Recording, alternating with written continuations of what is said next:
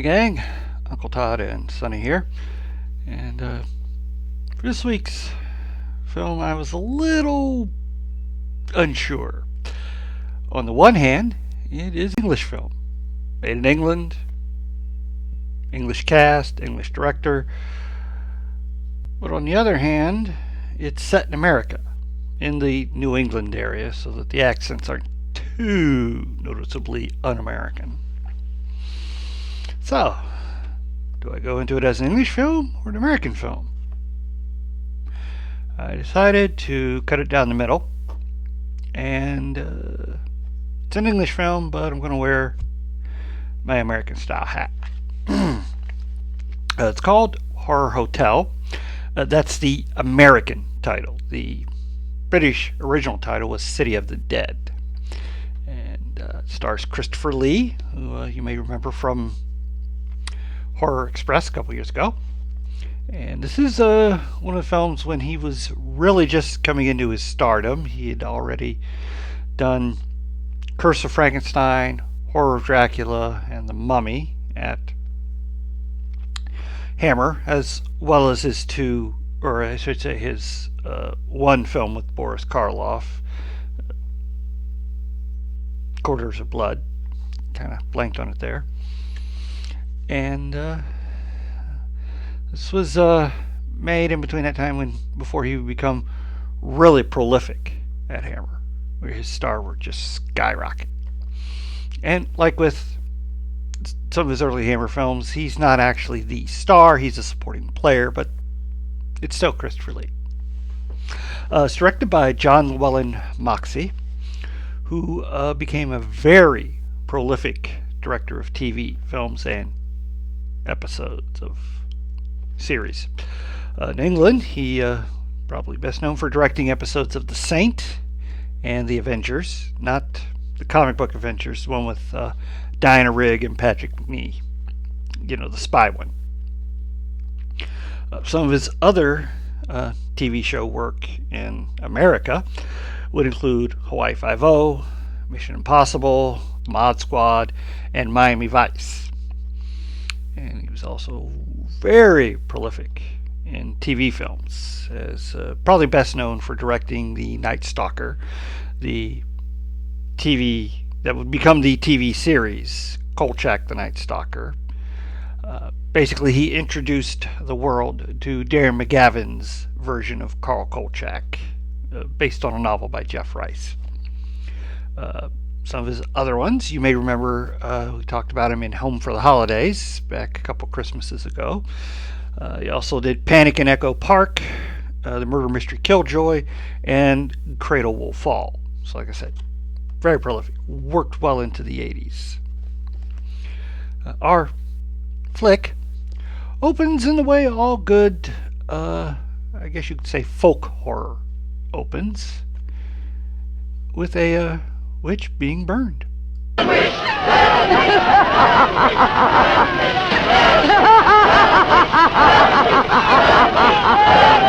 Burn, witch, burn, witch, burn, burn, burn. Oh, jeez. Warn someone before he's going to pop out like that. Yes, this turned out just to be a lecture Christopher Lee's giving as Professor Driscoll for his class in witchery. He's a historian. And this was a witch named Elizabeth Selwyn, who was burned at the stake in 1692. After the class, his star pupil, Nan Barlow, wants to work on her major term paper over their upcoming vacation, and wants to visit an old, out-of-the-way New England kind of town that might have some rich history. Well, Professor Driscoll has just the place. If you're really serious about this, I happen to know of a town in New England. As a matter of fact, it's the identical place where the events occurred that I mentioned in today's lecture, Whitewood. It's quite a small place. It's a little bit off the beaten track, so maybe these directions will help you. Thank you. Isn't he just too helpful? He even tells her what inn to go to, the only one in town, and that if she mentions his name, he's sure she'll be able to find a room there. One of the downsides, though, is that Nan's brother is a professor at this university, and he's a man of science, and he's not up on all this photorol that Driscoll spews out in his history classes. Witchcraft, black magic, sorcery. To me, it's nothing but fairy tale mumbo-jumbo. I'm a scientist, Driscoll. I believe what I can see, what I can feel and touch. The basis of fairy tales is reality. The basis of reality is fairy tales. Good one there, Professor Driscoll. I like that quote. Well, Nan tells her brother she's going. He's not going to talk her out of it. She'll be back in plenty of time for their cousin's birthday party. Now she just has to deal with her boyfriend. You're a science student. How do you know how important research is? But this isn't about anything real. This is just superstitious people burning silly old women. But suppose the women weren't silly. Suppose they really had a pact with the devil. Well, after their unresolved argument, he finally comes around because, well, that's what boyfriends do if they want to become husbands. And later, before she leaves, they say goodbye. Little smoochy. And she heads out where we get our first of those cliched warnings that really should be heeded. Whitewood? Am I that far away? No, ma'am, not far. Not many God-fearing folks visit Whitewood nowadays. If I were you, I'd... If you'll excuse me, I'm in a hurry. Which way is it? Next, we get the mysterious hitchhiker that she picks up, who just happens to be going there. Which is buried there? There are indeed. All in a section of unconsecrated ground. Spooky, isn't it? Well, keep your fingers crossed for me, Mr. Keene. I hope Mrs. Newells has that room. You know, maybe, just maybe, research in a library wouldn't be that bad. Maybe she should just turn around and go to the birthday party early. Now, she goes on to the inn, where she meets the mute servant and the proprietress, Mrs. Nettles, and they don't really have any rooms till she says those magic words. The hotel is quite full. Oh, the guests are never about at this time of the day. Well, I'm a student of Professor Driscoll's. He told me if I mentioned his name, I'd have no trouble. Well, there is a room I could let you have. Well, isn't that convenient? She gets a room right off the lobby there. She also finds under a rug in that room. There's a trapdoor, but there's no ring, so there's no way to get it open. That's odd. Well, she goes out to look around town, and at the old church, she meets the reverend and gets her second warning, but third weird experience. Why have you come to Whitewood? Well, because I'm interested in witchcraft. Young woman, leave Whitewood. Leave Whitewood tonight.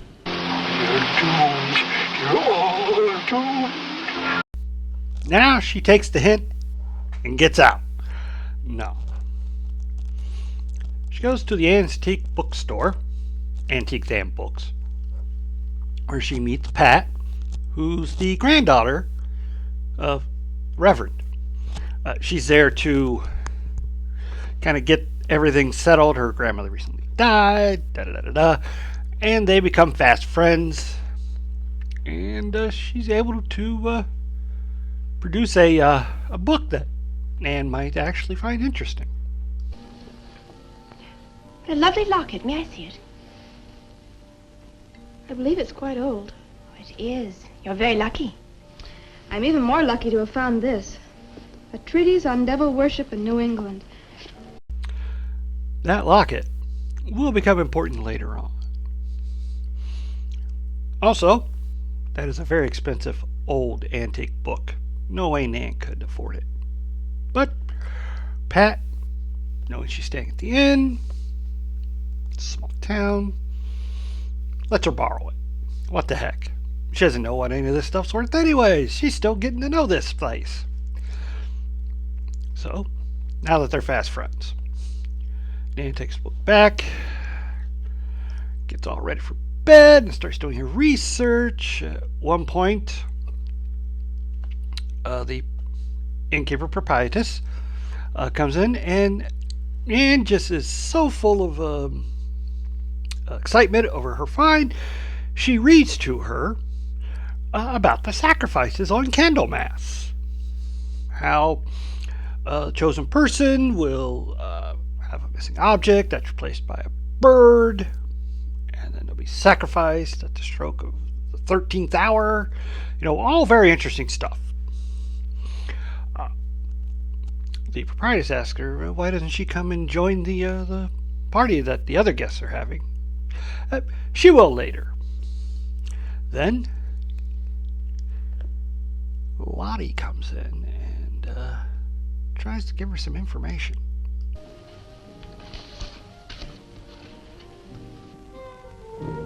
Lottie, I've told you before not to bother the guests. And then Nan tells the proprietress that her locket, you remember the locket from the previous scene? It's missing. Why, Lottie must have taken it. She'll have a talk with that girl, don't you worry. Afterwards, Nan decides to join the party. But first she'll have to get dressed. Why? Well, so they can show you this.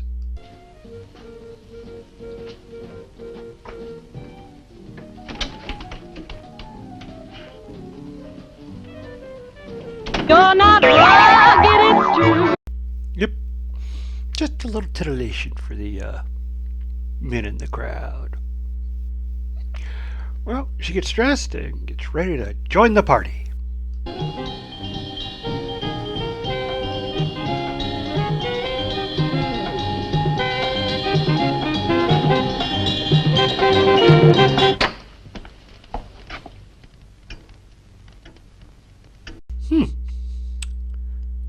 Must all gone to bed pretty quick. Well, it's then, talking to the proprietress again, who tells her party's over, she notices what day it is. Candlemas Eve. Is any of this hitting her yet? Probably not, because she goes back to her room, where she finds where her locket had been a dead bird. Well, do you not think that at this point she should take the hint? No. Instead, she notices the odd handle for the blinds.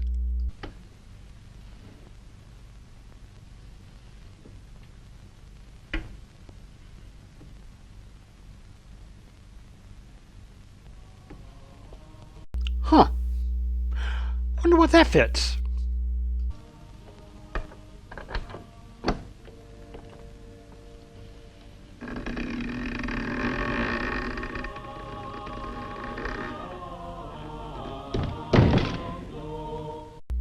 So, she's gonna go down?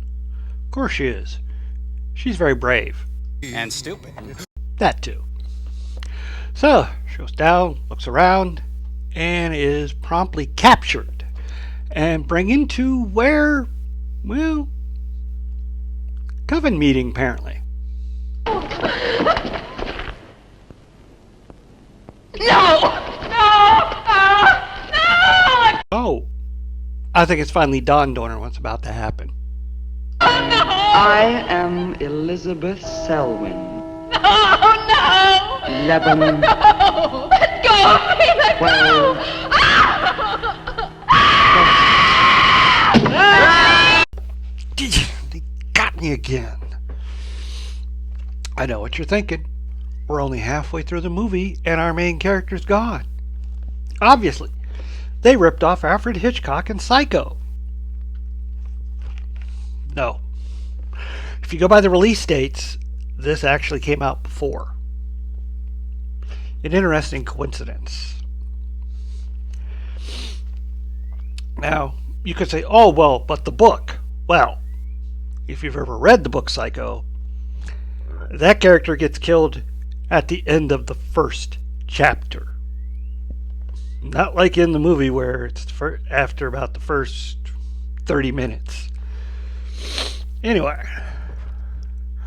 Do you like that little bit of trickery they did there where the proprietress of the inn, who looks exactly like the witch that was burned at the beginning of the movie, actually turns out to be that witch? Mind blown. And did you notice Christopher Lee was there in the background? Yeah, go back and take a look. Yeah. He was in on it the whole time. Well, getting back to the birthday party, it's 2 weeks later. Nan can't be found. Her boyfriend shows up at the birthday party where both of them are a little upset. This is so unlike Nan. Perhaps they should call this hotel and see what is going on. They say there's no such place as the Raven's Inn. But that's crazy. She's staying there. Give me the police. Back in Whitewood, Ms. Newley, the proprietor, returns the book to Pat, saying Nan just wasn't there the next morning, and she, sorry about not returning the book sooner. And she goes out, thanking her, and passes Lottie, and makes a acquaintance of a new stranger in town. We're from the sheriff's office. We had a call this evening. A missing persons report from some college kid named Nan Barlow. The party calling said that her last known whereabouts was the Raven's Inn. And Barlow, that's strange. Yes, I met her. When did you last see her? About 2 weeks ago. Since Pat can only tell her about the book that was borrowed, they thank her for her time, noting that they'll put it in their report, and head on into the inn to talk to the proprietress. It's here, while looking through the book in her pockets, that Pat makes two interesting discoveries.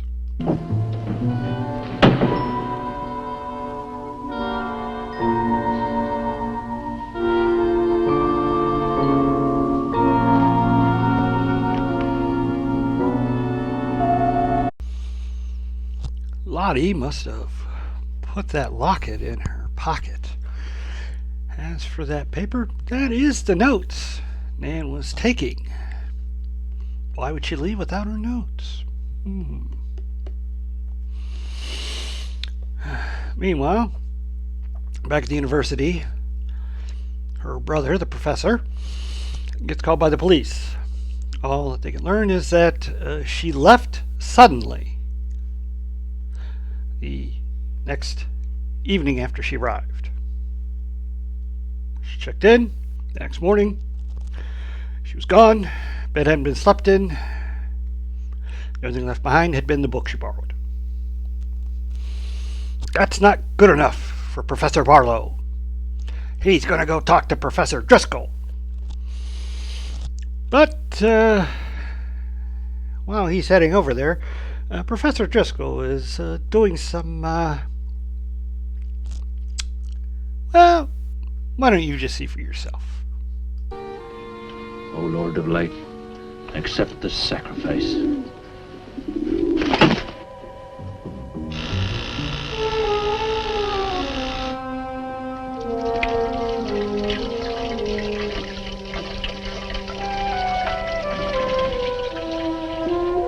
Christopher Lee is Doctor Strange.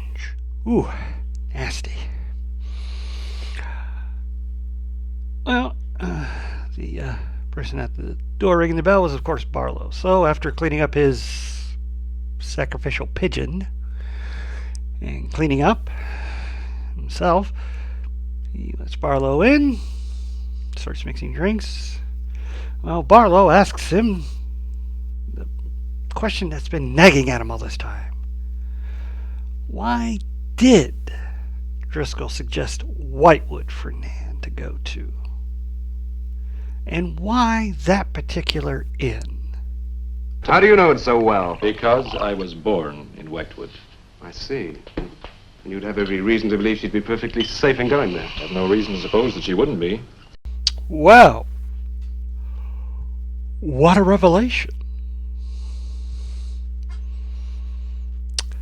Well, Driscoll can give him no other further information. So, Barton plans to drive out to Whitewood and see what he can find. And as he's leaving, who should show up but Pat? And we get to see Christopher Lee being all charming and debonair. Later, the police came asking questions. The family were worried. I thought you might have their address. And why do you want our family's address? Because I have something of hers I want to return. Well, you just leave it with me and I'll make sure they get it safely. Let his true nature there slip a little. But he kind of recovered there at the end. But she'd rather do it in person, so he gives her Barton's address. And then we get to see that shining moment where his mask slips after she lets her out. Well, you will remember me to your grandfather, won't you? Yes, of course. Goodbye. Goodbye, Miss Russell.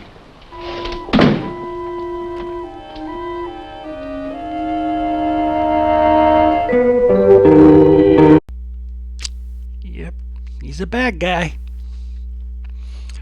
Anyway, Pat goes to Barton's where she meets the professor and Nan's boyfriend. And yes, that is her locket. And yes, those note papers that she was taking notes on, those are some of Driscoll's. Has his name stamped on it. Well, there's only one thing to do. They're going to have to make plans to go to Whitewood. Well, Barton anyway.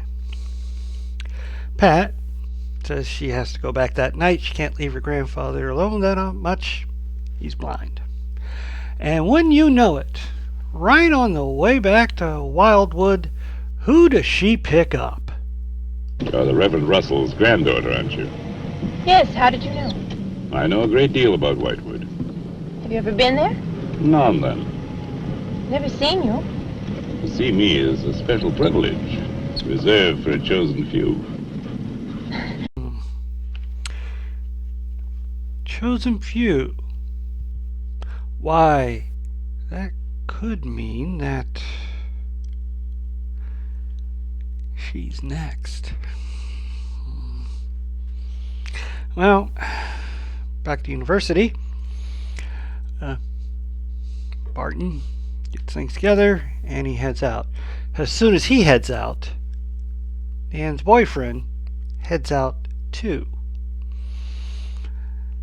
And apparently they are so close together in this university area that Driscoll watches both of them, so they know they're coming.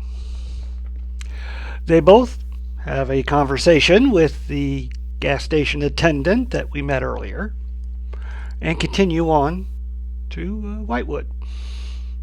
Although Nan's boyfriend runs into a bit of trouble.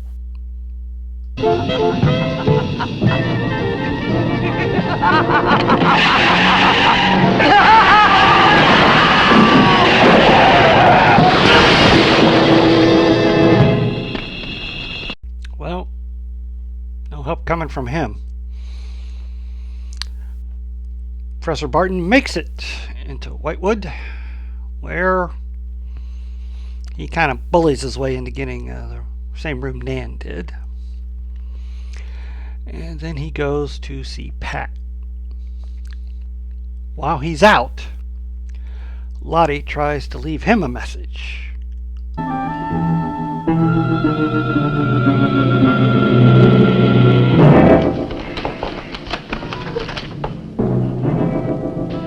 I warned you, Lottie.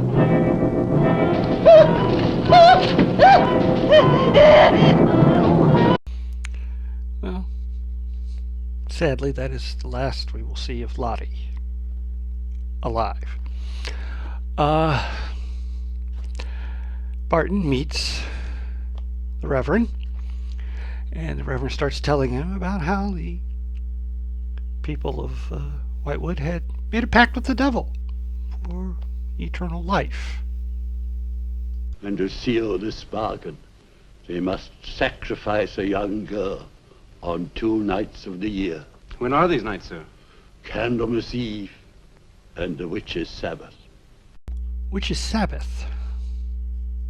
Wonder when that is. And when is the Witches' Sabbath? Tonight. Again, rather convenient. The very night he needs to be there to stop all this stuff is the very night he arrives. But this is a lot to take in. So the professor's going to go back to the inn and talk to Mrs. Newley. While he's gone, Pat makes a horrifying discovery. Grandfather, there's a bird in the drawer. It's got an arrow through it.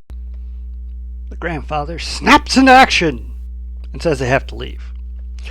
But car's been sabotaged. Not getting out that way. They'll call the inn and see if the professor can help in any way. Hello? Dick?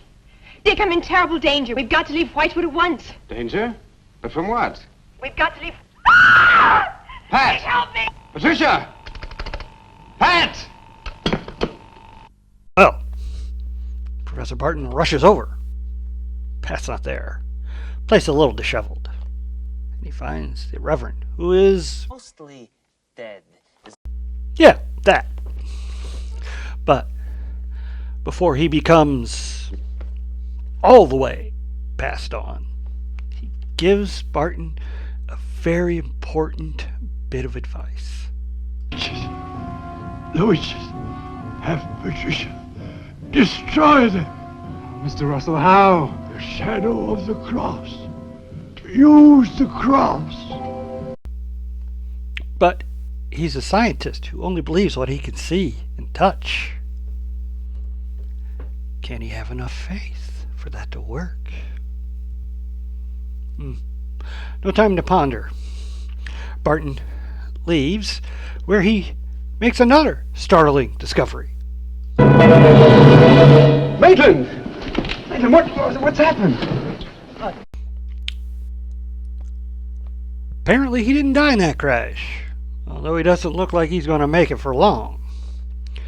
Well, putting his sister's boyfriend in his car, he takes out a gun. And after some rooting around in the graveyard, he goes back to his room, where he finally finds the entrance to the tunnel. Making his way through it, he has to use a cigarette lighter, because unlike his sister, he didn't include the idea of maybe taking a flashlight with him. Scientist. Anyway, he runs into Lottie.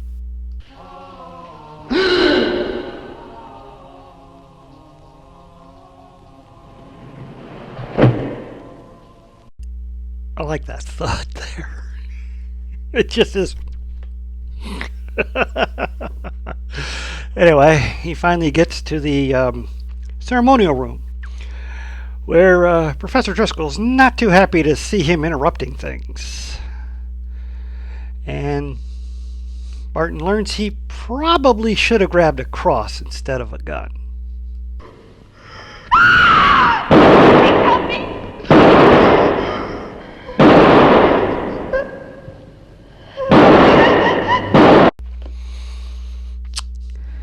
Gosh. However, will he defeat the formidable Christopher Lee? Come on, Pat!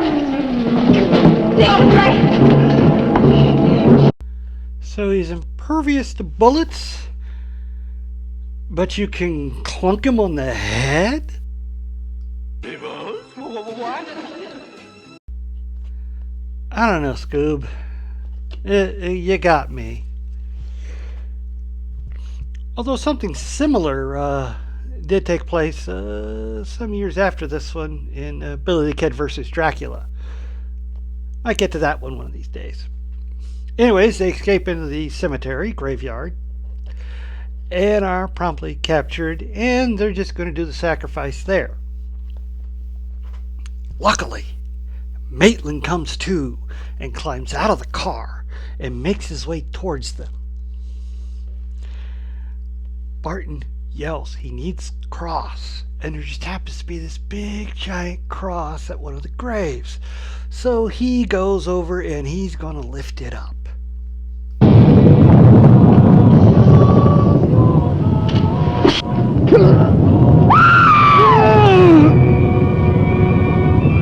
Ow, right in the back. Of course, that's kind of stupid. You threw away your knife. Now how are you going to complete the ceremony?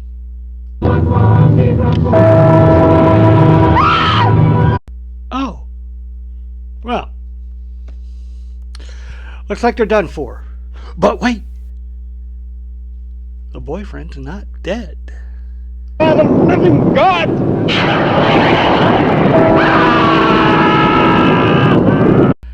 Okay, that's a bit of a complication. They've got to complete the ceremony, but there's a slight problem they can't overlook. Wait for the hour of 13. Yeah, apparently a sacrifice doesn't count until the clock strikes 13. I don't know if they're going to be able to make it in time.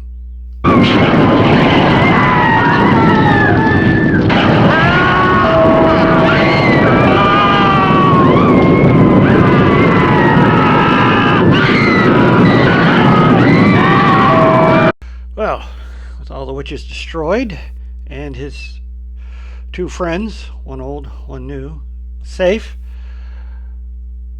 Maitland drops and dies to go off to be with Nan in the afterlife, I suppose. That leaves one last thing to do. They have to go and have it out with Mrs. Newley at the inn. Even though she was Elizabeth Selwyn, the witch, and was destroyed with the other in the... I don't know. They find this.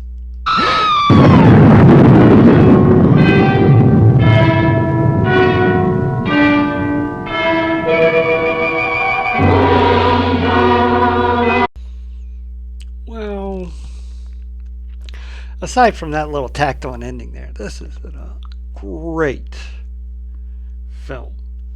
Very atmospheric, very creepy.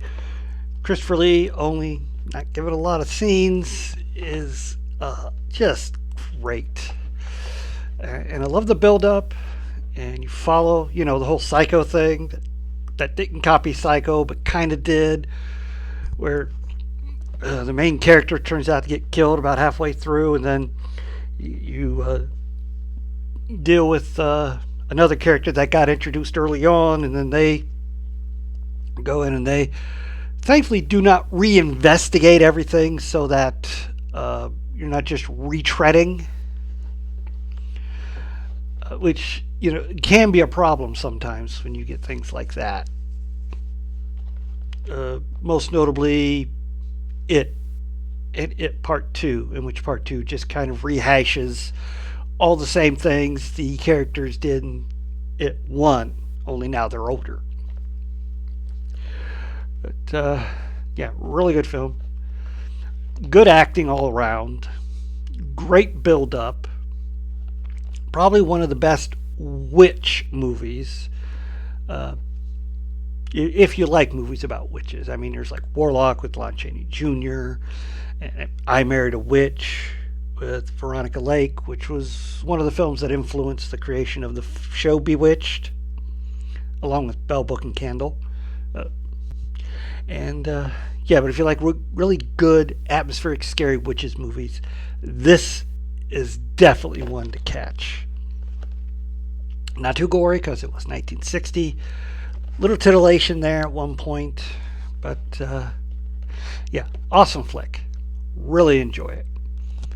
And it is sadly not as well known as some other films from that era, like Psycho, The Birds, Time Machine, of course, all the Hammer films that Lee did. But this is a solid effort, and I really enjoyed it.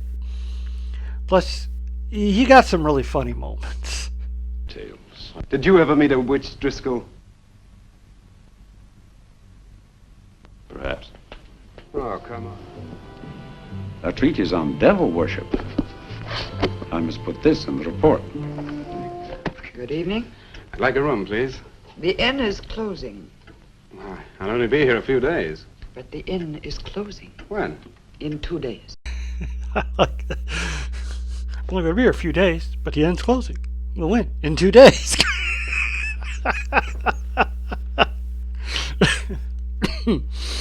Also like the policeman. Oh, I'll put this in my report. Yeah, very enjoyable, atmospheric, little chiller. I wonder why I never saw this growing up as a kid. I don't think I ever saw this play on TV. And it's too bad because it's a really good one. I think everybody would have loved. You just, so creepy. And it helps that it didn't have any location shooting. Everything was done on a set, which allows, all that smoke. And there is also a funny thing where it's always dark in that town. And at one point, the one who runs the inn goes, "Yes, well, my guests really don't come out at this time of day." And it's like pitch black out. Yeah. Once again, highly recommended. You should check it out sometime if you've not seen it. And please hit like, share, and subscribe. And as always, stay after the credits for my favorite scene.